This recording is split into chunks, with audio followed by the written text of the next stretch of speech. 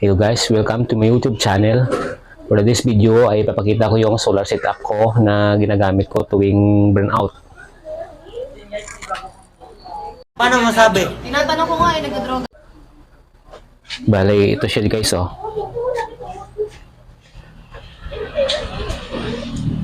Bali, mumurahing charge controller na to guys. Bali, yung isa nito, bago to pero hindi ko pa ginagamit kasi reserva ko na to in case na masira ito. Yun know, maganda yung charge nyo, naka 13 volts. Bali yung switch na ito papunta to ng solar panel at meron siyang fuse. Ginamitan ko siya ng inverter na 500 watts lang kasi pang ilaw lang naman at saka electric fan. Pero hindi ko sinasagad to sa electric fan kasi hindi siya full wave square wave lang to at saka 500 watts lang kaya ilaw lang yung ginagamit ko. Bali yung sa electric fan ko, yung 12 volts na DC motor yung ginamit ko. Ito siya.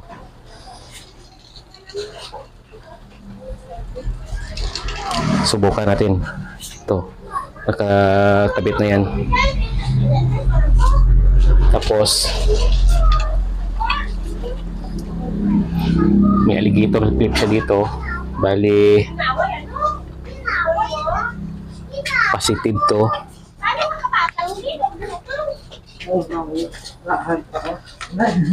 At ito yung negative. Tapos subukan natin. Guys, pag burnout dito sa amin, wala akong problema kasi may solar ako kahit maliit lang na setup. Bali, off-grid yung setup nito guys. Yung solar panel niya, maliit lang, 30 watts. Dito sa labas.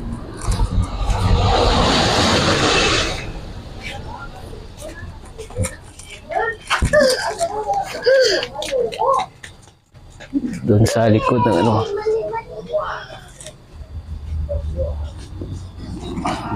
maliit lang. Pero kahit maliit, kahit paano nakakatulong sa burnout. Subukan natin yung inverter niya guys. Ito, on ko muna. Ikabit ko muna yung inverter. Bali nakakabit na yung ground niya, yung positive lang wala. Dito, ito yung ground ng inverter. Ito yung positive niya. Bali dalawang baterya yung ginagamit ko. Bali battery ito ng e-bike. Apat sana to kaso ginamit ko sa tricycle kung isa. Yung isa sa DIY na doorbell doon. Kasi hindi naman kaya ng solar panel ko i-charge yung apat. Makaliit lang kasi yung watts na Ito. Tapos on natin yung inverter. Yun. Now. Tapos meron siyang nilagyan ko siya ng circuit breaker. Yun.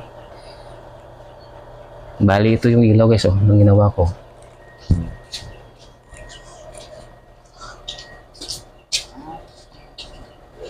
Yun.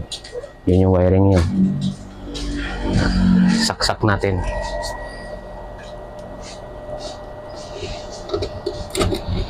Yun.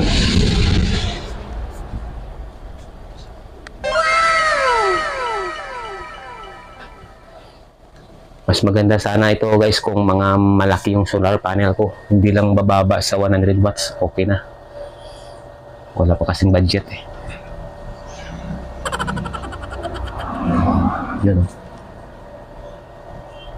Bali ginagamit na natin yung inverter. Meron ng ilaw. Yung karga ng baterya ko ay nasa 12.8. Maganda pa yung kondisyon ng baterya.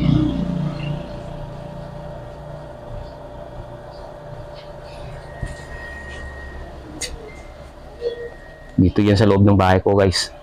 Yun o. Pwede rin dito may off sa breaker niya. Yun.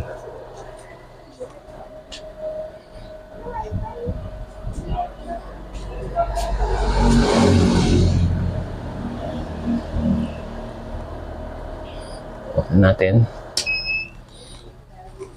Electric fan tayo kasi mainit. Sana all.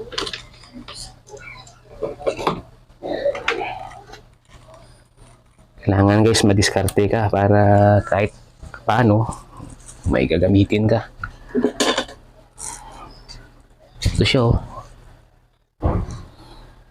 Punta doon sa battery. Bali nakaklip lang ito sa battery guys.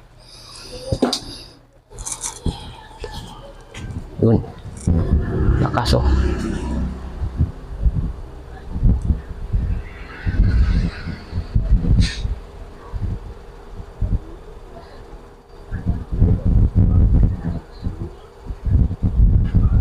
Hanggang dito na lang yung video ko guys.